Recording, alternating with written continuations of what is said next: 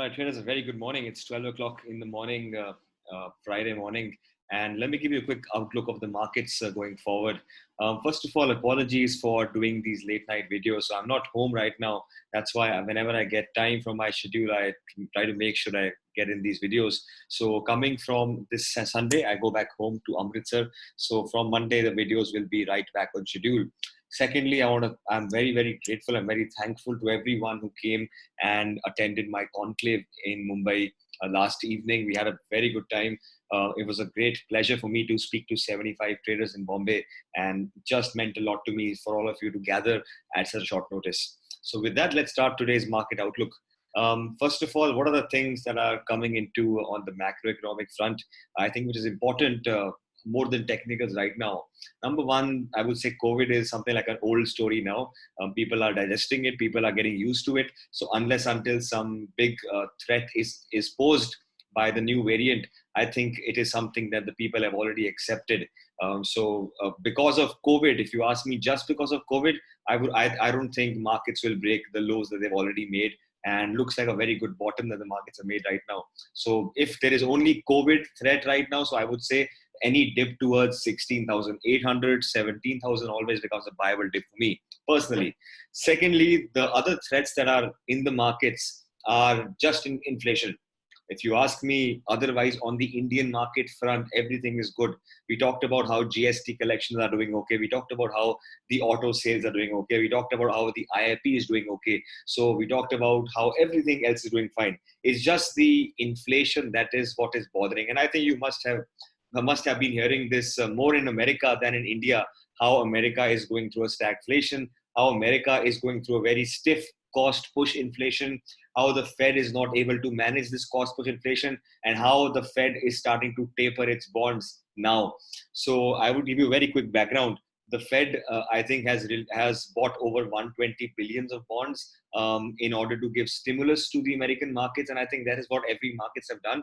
Every central bank in the last year, whether it's India or anything else, they have done what we call in India, we call it open market operations. In America, I think we call it quantitative easing. Different words, potato, but buying of bonds by the RBI would give more liquidity to the market. So that's what the Fed has done in the last year. So when you heard of terms like Fed giving out an infrastructure plan, Fed giving out a stimulus measure to the market. So what they do is they buy bonds so that more liquidity goes out in the open market. But now what's happening is because of this more liquidity in the open market, this is causing inflation. Inflation is always caused when the money supply in the market increases. And currently the inflation that the world markets are facing is the cost push inflation. So basically a supply side inflation when all the cost of production, all the, like material, all the inputs, basically their prices start to go higher. And that is something at which the central banks find a very difficult time to control. So the Fed is going through a rough time, and they issued a statement last month that they would start tapering off its bonds. Tapering off its bonds means that they would start to reduce the activity of purchasing the bonds, or what they're doing is the 120 billion of bond that they've bought, they're starting to release the bonds, sell it back to the open market so that the liquidity which is out in the system, it can get suctioned into back by the Fed. So when the liquidity gets sucked back into by the system, that will cause the markets to become a very, I would say, fragile or volatile. And that's what's happening. So that basically drives more money to the debt markets and etc. So what happened is when this news came out last month, Fed already said we'll do a 15 billion bond tapering every single month. So the bond tapering that they're doing is a very mild tapering. When I say mild, it's a slow and steady tapering. And when the news came out, markets didn't like it, but then they're okay with it because it's something that they already knew was coming. For example, the markets already know in the next financial year rate hike is going to come. We're already aware of that. Already all the developing economies, a lot of them like New Zealand, etc., have already done a rate hike. England is deciding it. America is already deciding to do in the next year. So all these things are something the market already knows, so they'll discount it. So when the tapering was announced by Fed through the middle of November from November till the middle of 22, things are okay. But now what we have to understand is what are the inflation numbers coming out tomorrow? Of course, they don't affect traders. They will affect a lot of investors. So if inflation numbers are high, more higher than expected, then we will have a difficult time, because then the Fed will be forced either to do a rate hike or to increase the pace of the tapering. So that is something that you have to keep in mind going forward. What are the numbers being announced tomorrow? So go to Google, go to whatever source of information that you like, and read some statements, read something about what the Fed is expecting. And I think the markets are expecting higher numbers, to be frank. And if the numbers are high, it would be a 30, 40-year high in America. So we will observe that. Higher inflation, not good for the markets. Lower inflation will be good for the market. It'll be a surprise for the market. So markets will be fine, and the tapering pace will not be increased. So these are things that you have to be aware of by tomorrow evening. And at the same time, in India, we have the inflation numbers, I think, on December 12th. So I think that is I don't know. I think it's coming on Monday or Sunday. I don't know the date. I will check and let you know. So that is what is on the macroeconomic front. Otherwise, nothing much, just the normal usual volatility. FIIs continue to sell, DIIs continue to buy, but they weren't able to buy a lot today. If I go to the commentary, I wasn't active today. I'm very sorry about that. I was just relaxing, and I was tired after my event last evening. But the Mutual Fund Association, they have reported that the equity inflows have come in quite strong. It's coming around 11,615 crores as compared to 5,000 crores last month. So that's a good number.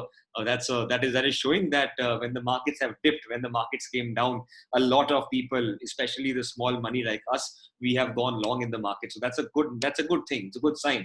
If more inflows coming in the mutual funds in these dips, it's a good signal. Otherwise, what happens is, how I think personally, when the markets fall down, there are more redemptions. People take out their money, sit on cash. They put money in fixed income assets. But if you are seeing inflows, I think that's one reason why the Indian markets are holding its lows. So as I said, if COVID is the only threat, the markets will not go further below these levels. It can only be things like inflation and increasing the pace of tapering that can get the markets further down.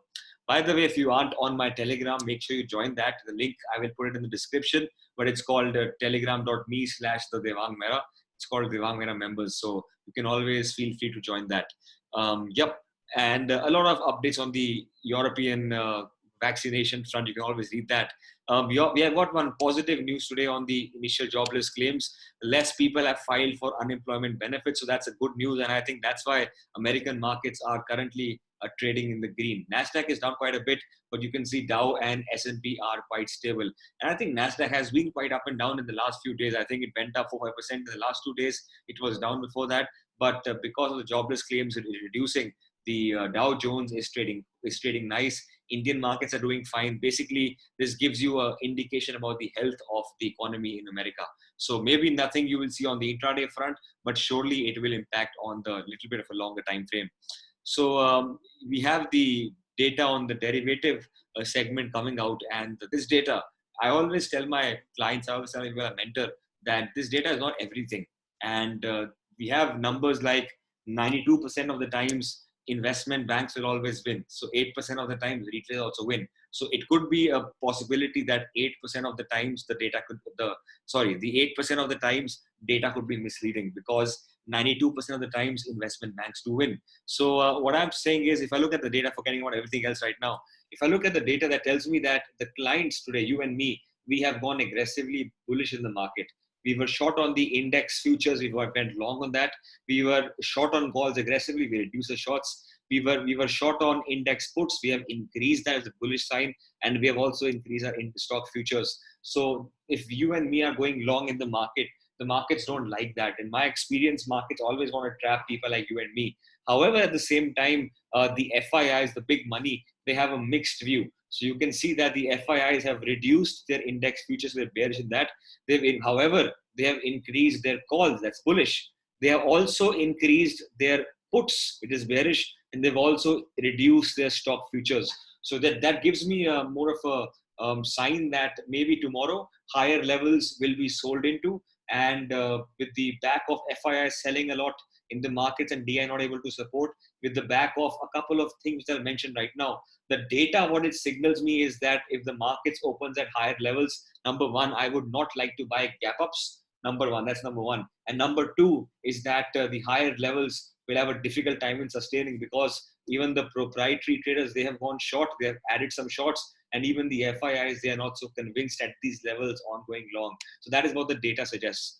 Going forward on the technical charts, if you remember my commentary a couple of days back, I talked about one very some observations from the ICICI Securities. What they said was that, and today it worked out very, very well.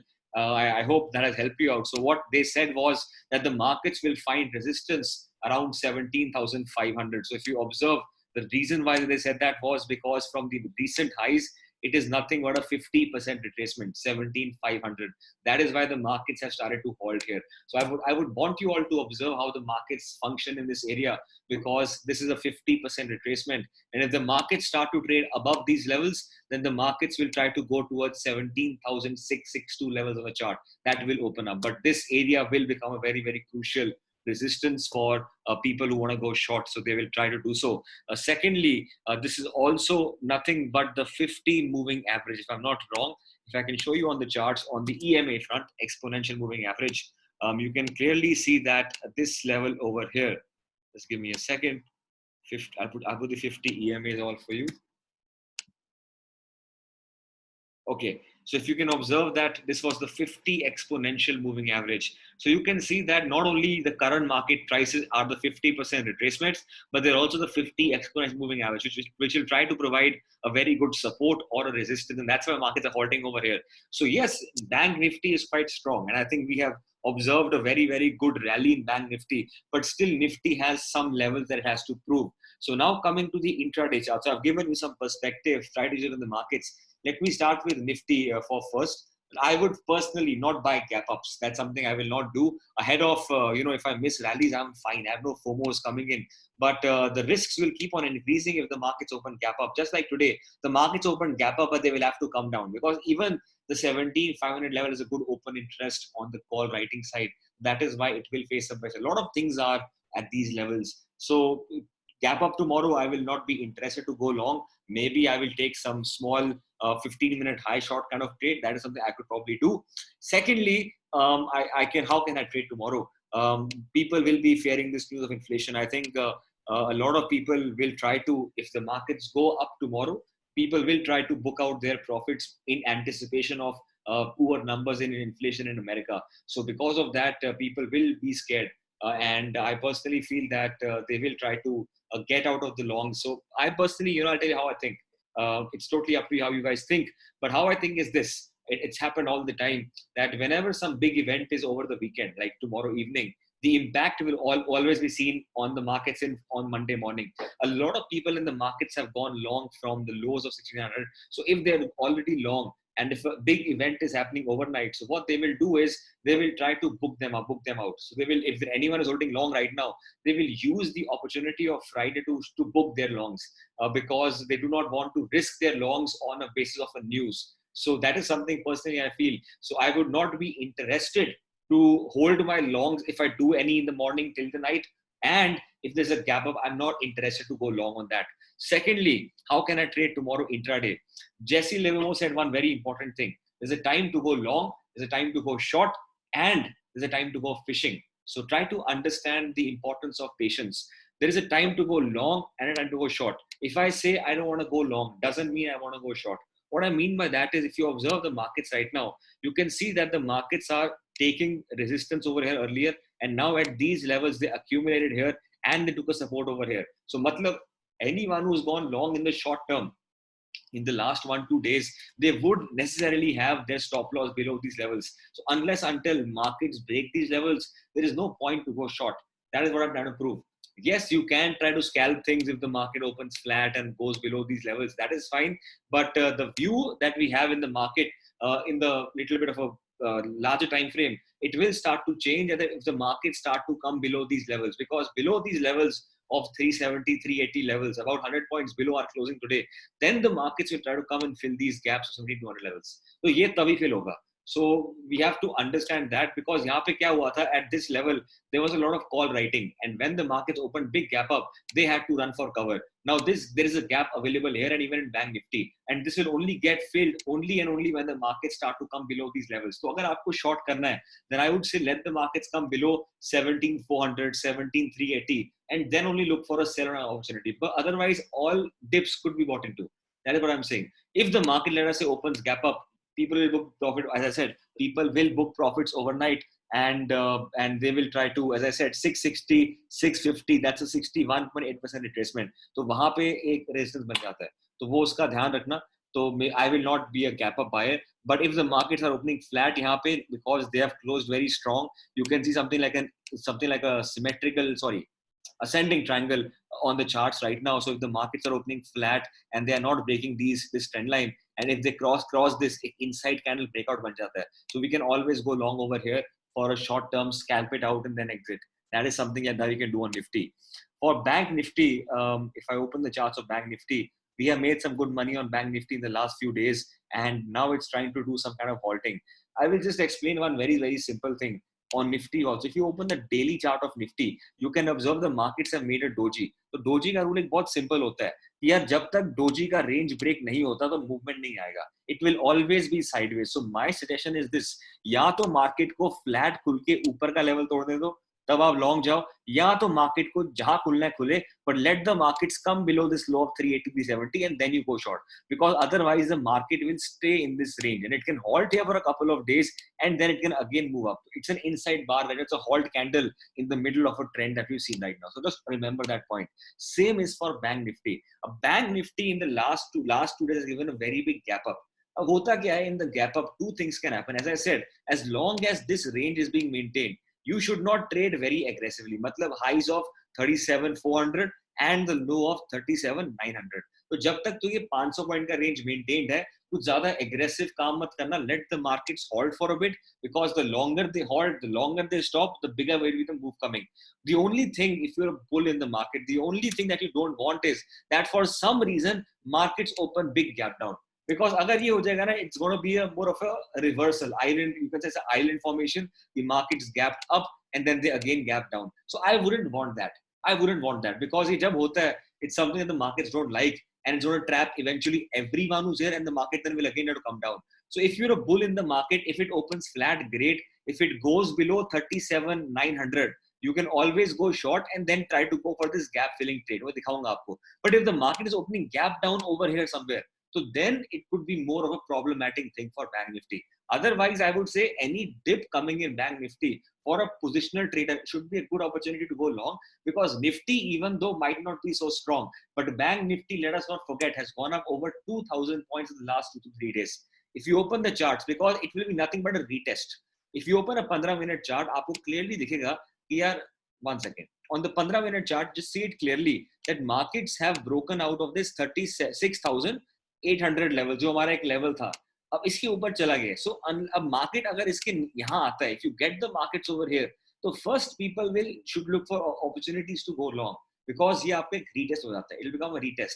But if the markets start to again come below these levels, then we will again become concerned, and then again a bigger kind of our sentiment will change. But I would say for a positional trader, any dips towards 36,800, they should be buyable dips. And यहाँ पे अगर market आता है, we can try to go long, because it is nothing but a retest for an intraday trader. But if this starts to break, then it's a matter of concern, because then the market will try to come down, and यहाँ पे कोई एक बड़ा support नहीं है. So it can easily come cracking down. अगर आप observe करोगे, the markets have gone up in a very fast, furious movement. So if the market starts to come below this level, then it could be a problematic thing. But let us see where the markets come tomorrow. For tomorrow, you can see a swing coming in over here at 37,000 round number.